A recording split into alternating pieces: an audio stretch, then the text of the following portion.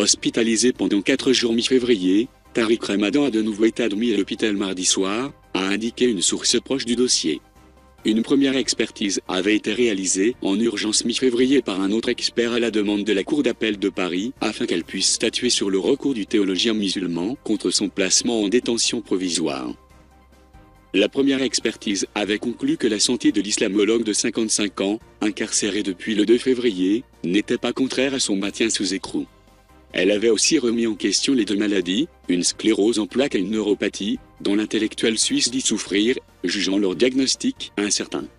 Les deux pathologies dont il dit souffrir ne peuvent être considérées comme certaines au jour de la présente expertise, au vu des documents présentés, des dires de M. Tariq Ramadan et des constatations de l'examen clinique, selon l'expertise révélée par l'AFP. Le médecin soulignait néanmoins la nécessité d'un bilan neurologique complet et sérieux qui n'a pas été fait depuis les années que semblent durer les troubles allégués.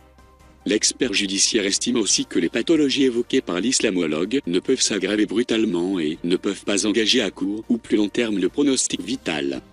Les avocats de M. Ramadan, qui ont déposé un pourvoi en cassation contre la décision de la Chambre de l'instruction, avaient dénoncé une expertise effectuée sommairement, sans que l'expert ait eu accès au dossier médical complet de leur client.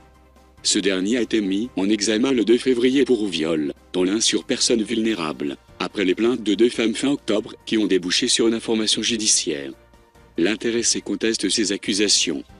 La justice avait décidé le placement en détention provisoire du théologien, craignant une fuite à l'étranger, une réitération des faits, ou d'éventuelles pressions sur les plaignantes ou d'autres femmes ayant témoigné sous X, un dispositif destiné à protéger le témoin lors de l'enquête préliminaire.